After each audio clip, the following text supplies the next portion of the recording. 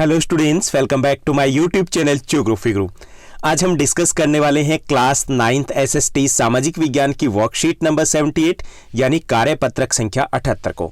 हमारा चैप्टर रहेगा ज्योग्राफी भूगोल का 4th चैप्टर जलवायु क्लाइमेट, यानी इस चैप्टर को हम जारी रखने वाले हैं क्योंकि पिछली वर्कशीट में भी हमने इसी चैप्टर से रिलेटेड कुछ क्वेश्चंस डिस्कस किए थे। चलिए शुरुआत करते हैं आज की इस वर्कशीट की। जैसा कि आप अपनी स्क्रीन के ऊपर देख पा रहे हैं, ये हमारी वर्कशीट नंबर 78 यानी कार्यपत्रक संख्या 78 रहेगा। हमारा सब्जेक्ट एसएसटी सामाजिक विज्ञान है, जिसमें हम भूगोल के 4th चैप्टर जलवायु उसकी दोहराई करने वाले हैं। उससे रिलेटेड कुछ और क्वेश्चंस हम समझने और पढ़ने की कोशिश करेंगे। दिनांक रहेगी 30 जनवरी 2021। आज की इस वर्कशीट में हमें 1 to 5 जो क्वेश्चन मिले हैं वो शॉर्ट आंसर टाइप क्वेश्चन है, very short answer type question. एक हमें सोर्स बेस्ड क्वेश्चन दिया गया है 6th, 7th और 8th जो क्वेश्चन है वो रहेंगे शॉर्ट आंसर टाइप क्वेश्चन, यानी कि 3 मार्क्स के रहेंगे। और लास्ट 2 क्वेश्चन है वो लॉन्ग आंसर टाइप क्वेश्चन रहेंगे। हम फर्स्ट क्वेश्चन के साथ शुरुआत करेंगे। पहला जो क्वेश्चन दिया गया, नीचे दिए गए स्थानों में किस स्थान पर विश्व में सबसे अधिक वर्षा होती है? तो यहाँ पे 4 ऑप्शन दिए गए, सिलचर, चेरापूंजी, मासिनरम, गुवाहाटी। तो यहाँ पर हमारा ऑप्शन गैर सही रहेगा, मासिनरम, जो कि मेघालय में है। मेघालय की राजधानी शिलांग से 130 किलोमीटर दूर है मासिनरम, जहां विश्व की सर्वाधिक बारिश होती है। इसका कारण यह है कि ये जो मासिनरम है ये 3 ओर से पहाड़ियों से घिरा हुआ है। जैसे ही मॉनसून है, बादल है, वो एंट्री करते हैं, वो तब तक बाहर नहीं निकल पाते जब तक पूरी नमी है वो खत्म ना हो जाए। अब सेकंड क्वेश्चन की बात करेंगे। सेकंड क्वेश्चन जो दिया गया, किन पवनों के कारण मालाबार तट पर वर्षा होती है? मालाबार तट कौन सा है, थोड़ा सा उसको हम समझ लेते हैं कि मालाबार तट है कौन सा, ताकि हमारा ये प्रश्न ठीक से क्लियर हो। यहाँ जो केरल का तट है, पश्चिमी तटीय मैदान का ये जो भाग है जो केरला में है, वो है मालाबार तट। तो मालाबार तट पर जो बारिश होती है वो दक्षिणी पश्चिमी मानसून पवनों के कारण होती है। ओके, उसके बाद तीसरा जो क्वेश्चन दिया गया, थर्ड है कि भारत में मानसून की सबसे पहली वर्षा कहाँ होती है? तो भारत में मानसून की सबसे पहली वर्षा वो यहीं होती है, केरला में होती है। उसके बाद फोर्थ क्वेश्चन दिया गया, मानसून प्रस्फोट क्या है? इसको इंग्लिश में बोलते हैं मानसून ब्रस्ट। मानसून प्रस्फोट कि मानसून के आगमन पर कई दिनों तक लगातार भारी बारिश होती है, जिसे मानसून प्रस्फोट या मानसून का फटना कहा जाता है। मानसून का प्रस्फोट क्या है कि जब मानसून शुरुआत में आता है तो कई दिनों तक लगातार भारी बारिश होती है, गरज के साथ, चमक के साथ बारिश होती है, तो इसे मानसून प्रस्फोट या फिर मानसून का फटना भी कहते हैं। उसके बाद 5th क्वेश्चन दिया गया। 5th क्वेश्चन है, जलवायु में महाद्वीपीय अवस्था का क्या अर्थ है? महाद्वीपीय अवस्था मतलब कॉन्टिनेंटल क्लाइमेट किसे कहते हैं? महाद्वीपीय जलवायु वह जलवायु है जिसमें वर्ष में तापमान में बहुत अधिक उतार चढ़ाव होते हैं। जैसे जो तटीय इलाके होते हैं तो वहां पर उतार चढ़ाव नहीं होते ना, तो वो महाद्वीपीय जलवायु नहीं है, वो समुद्री जलवायु है। जबकि हम आंतरिक भागों की बात करें, हमारी दिल्ली की बात करें, उत्तरी भारत के विशाल मैदान की बात करें, तो यहाँ पर वर्ष भर में तापमान में बहुत ज्यादा अंतर आते हैं। जहाँ गर्मियों में 48 डिग्री सेल्सियस तक तापमान पहुंच जाता है, वहीं सर्दियों में 0 डिग्री पर भी ये नीचे आ जाता है। तो ये महाद्वीपीय जलवायु है। तो महाद्वीपीय जलवायु किसे कहेंगे? जिसमें वर्ष में तापमान में बहुत अधिक उतार चढ़ाव होता है, ऐसी जलवायु को महाद्वीपीय जलवायु कहा जाता है। उसके बाद 6th जो क्वेश्चन दिया गया, 6th है हमारा सोर्स बेस्ड क्वेश्चन, स्रोत आधारित प्रश्न है, जिसमें एक अनुच्छेद दिया गया है जिसको आपको पढ़ना और उस पर आधारित प्रश्न दिए गए। पहला जो प्रश्न दिया गया, पहला क्वेश्चन है, लू की विशेषताएं लिखिए। लू उत्तर भारत में चलने वाली गर्म तथा शुष्क पवनें होती है। उत्तर भारत में चलने वाली गर्म तथा शुष्क पवनें है, ये मई और जून के महीने में चलती है। इससे तापमान बढ़ जाता है और मौसम असहनीय हो जाता है। तो ये हमारी विशेषताएं रहेगी लू की। 6th क्वेश्चन है, उसका सेकंड जो पार्ट दिया गया, सेकंड पार्ट है, काल वैशाखी क्या है? मानसून के आगमन से पूर्व पश्चिम बंगाल, उड़ीसा तथा असम में तेज मूसलाधार बारिश होती है और इसके साथ साथ तेज गति के तूफान भी आते हैं। इन्हीं तूफानों को काल वैशाखी कहा जाता है। तो मानसून के आगमन से पहले पश्चिम बंगाल, उड़ीसा, असम इत्यादि इन राज्यों में तेज मूसलाधार बारिश और उसके साथ साथ तेज तूफान भी आते हैं। इन तूफानों को काल वैशाखी कहा जाता है, यानी वैशाख का काल, क्योंकि ये अगर हम देसी भारतीय महीनों की बात करें तो ये वैशाख के महीने में आते हैं, इसलिए इनको काल वैशाखी कहा जाता है। उसके बाद 7th क्वेश्चन रहेगा। 7th क्वेश्चन है, भारत की जलवायु को प्रभावित करने वाले प्रमुख कारक कौन से हैं? तो यहाँ पर हमें सिर्फ प्रमुख कारक हैं उनको हेडिंग ही लिखनी है, क्योंकि ये 3 मार्क्स का क्वेश्चन है। तो अक्षांशीय स्थिति, भारत की अक्षांश स्थिति, भारत है कहाँ पर स्थित है, तो जो भूमध्य रेखा 0 डिग्री है, तो उससे हमारे जो अक्षांश स्थिति है वो 8 डिग्री 4 मिनट से 37 डिग्री 6 मिनट के बीच में।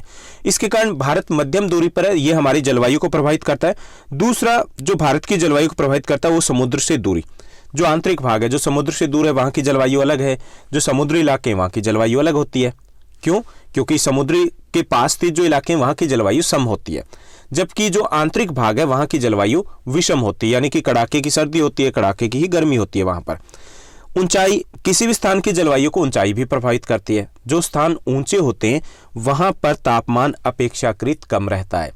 जैसे जैसे हम ऊंचाई की तरफ जाते हैं तापमान कम होता जाता है। 165 मीटर की ऊंचाई पर 1 डिग्री सेल्सियस तापमान है वो कम हो जाता है। ओके, तो इसलिए जो स्थान ऊंचाई पर होते हैं वहां पर तापमान कम होता है। जैसे दार्जिलिंग और आगरा एक ही अक्षांश पर है, लेकिन दार्जिलिंग है वहां तापमान कम क्यों है? क्योंकि ऊंचाई पर है।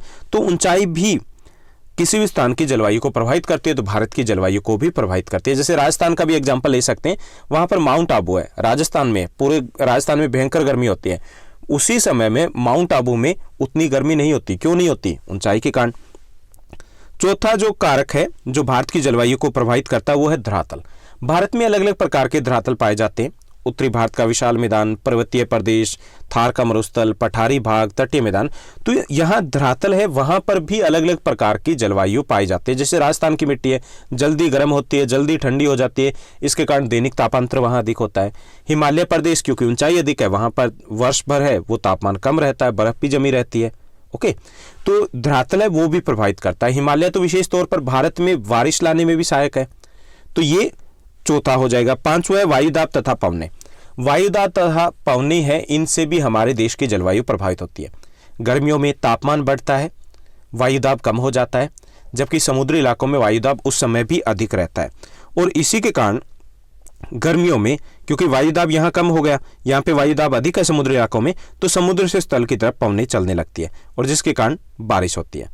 तो ये वायुदाब तथा पवनें ये भी हमारी जलवायु को प्रभावित करते हैं। हालांकि आपको लिखना डिटेल में नहीं है, यहाँ पे हमने थोड़ा सा समझा है कि ये कैसे हमारी जलवायु को प्रभावित करते हैं।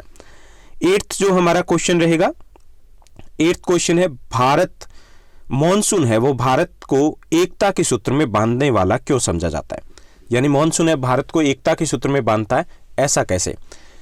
पहला, मॉनसून पूरे भारत में लगभग एक साथ आता है, एक लय में आता है, एक गति के साथ आता है। केरल पहुंचेगा, मुंबई पहुंचेगा, उसके बाद पश्चिम बंगाल पहुंचेगा, धीरे धीरे आगे बढ़ेगा। तो ऐसे लगता है कि हमारा देश एक है जिसमें एक गति के साथ कोई कार्य हो रहा है। दूसरा, हमारे बहुत से त्योहार मॉनसून से जुड़े हैं। जैसे तीज की बात करें, ऐसे ही दक्षिण भारत के बहुत सारे त्योहार हैं, या बिहू की बात करें, या असम के काफ़ी सारे त्योहार हैं, तो वो त्योहार इसी से जुड़े हैं, मॉनसून से जुड़े हैं। तो जब मॉनसून आता है तो पूरे देश में खुशियाँ, एक सेलिब्रेशन का सा मौसम हो जाता है, माहौल हो जाता है। तो इसलिए भी कहा जाता है कि मॉनसून है वो भारत में एकता लेकर के आता है।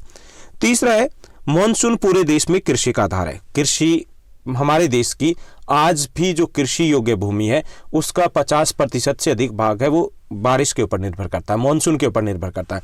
तो जब ये मॉनसून आता है तो पूरे देश में किसानों के चेहरे खिल उठते हैं, खुशियां लेके आता है, क्योंकि अर्थव्यवस्था भी कृषि पर टिकी है। तो इसलिए भी कहा जाता है कि मॉनसून है भारत में एकता का परिचायक है।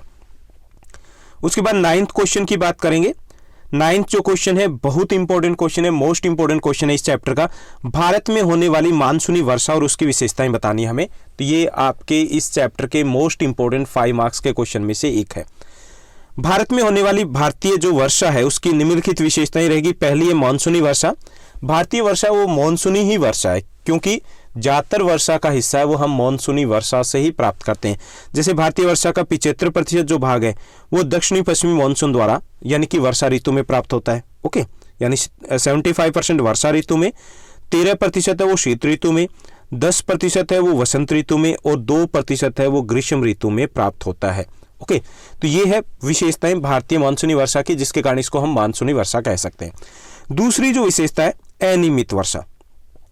अनियमित वर्षा का मतलब है कि भारतीय जो वर्षा है वो नियमित नहीं है। कभी तो ये समय से पहले आ जाती है, ओके, कभी समय से पहले आती है तो कभी समय के बाद आती है, कभी समय से पहले मानसून लौट जाता है, कभी देर तक रुका रहता है, जैसे इस बार रुका रहा था। तो अनियमित है, रेगुलर नहीं है ये। तीसरी विशेषता अनिश्चित वर्षा, यानी भारतीय वर्षा उसकी मात्रा भी अनिश्चित है। यानी कभी कम होगा औसत से, कभी औसत से ज़्यादा होगी। जब कम होती है तो सूखे जैसे हालात हो जाते हैं, जब ज़्यादा होती है तो बाढ़ जैसे हालात भी हो जाते हैं। तो ये विशेषता यानी कि अनियमित भी है और अनिश्चित भी है। चौथी विशेषता असमान वर्षा। भारतीय वर्षा का वितरण भी बड़ा असमान है। देश के कुछ भाग तो ऐसे हैं जहां 400 सेंटीमीटर से अधिक बारिश होती है, जैसे लक्षद्वीप समूह, अंडमान निकोबार समूह, उत्तर पूर्वी जो राज्य है वहां पर। और कुछ भाग ऐसे भी हैं जहां पर वर्षा का औसत है वो 12 सेंटीमीटर या 10 सेंटीमीटर से भी कम है। जैसे मासनरम की बात करें जो हमने फर्स्ट क्वेश्चन में डिस्कस किया था, वहां एक दिन में इतनी बारिश हो जाती है कभी कभी जितनी राजस्थान में 10 वर्षों में होती है। राजस्थान के बाड़मेर और जैसलमेर जिलों में सोचिए कितना डिफरेंस है। तो ये भी हमारी बारिश की विशेषता है कि भारतीय वर्षा वो असमान है, यानी एक समान रूप से वितरित नहीं है, पूरे देश में एक बराबर नहीं होती है। पांचवी विशेषता है मूसलाधार बारिश। भारतीय जो बारिश है वो मूसलाधार है नेचर में। मूसलाधार मतलब तेज बारिश होती है। यहाँ पर एक ही दिन में 50 सेंटीमीटर तक बारिश भी हो जाती है। हमारे यहाँ पर पूरे वर्ष में 75% जो कोटा है बारिश का वो लगभग 30 से 35 दिनों में हो जाता है। वास्तविक वर्षा के दिन इतने ही होते हैं। ये देखिए पूरे साल की बारिश है वो इतने में होती है। इसलिए कहा जाता है कि it never rains in India, it pours in India, कि भारत में वर्षा जो होती है वो गिरती नहीं बल्कि बरसती नहीं बल्कि गिरती है। क्यों कहा जाता है? क्योंकि मूसलाधार बारिश है। तो ये भी एक विशेषता रहेगी, इसको भी हम लिखेंगे। उसके बाद 6 जो विशेषता है वो है वर्षा की अल्प अवधि। भारत में वर्षा की जो अवधि है यानी कि वर्षा के जो दिन है बहुत कम है। जैसे चेन्नई में 50 दिन है, मुंबई में केवल 75 दिन है, कोलकाता में 118 दिन है बारिश के। अजमेर की बात करें तो यहाँ पे केवल 30 दिन ही होते हैं वास्तव में वर्षा के। तो एक ये भी विशेषता है। तो ये रहेगी भारतीय वर्षा की प्रमुख विशेषताएं क्या है।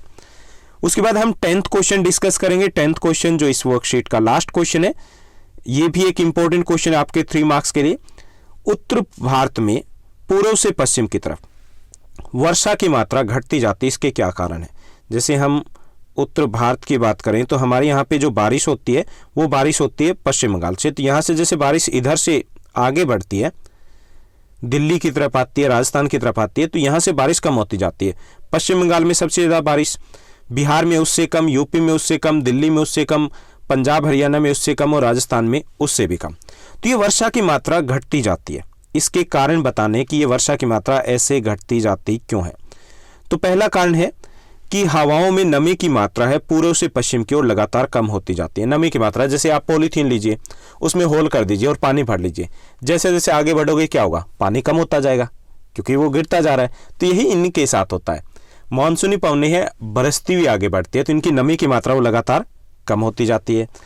बंगाल की खाड़ी से उठने वाली आर्द्र पवनें जैसे जैसे आगे की ओर बढ़ती है वे अपने साथ लाई गई अधिकतर आर्द्रता को खोने लगती है। उसकी आर्द्रता है वो कम होने लगती है, नमी है वो कम होने लगती है। इसी के कारण पूर्व से पश्चिम की ओर वर्षा धीरे धीरे घटने लगती है। राजस्थान के अधिकांश भागों में बहुत कम वर्षा होती है।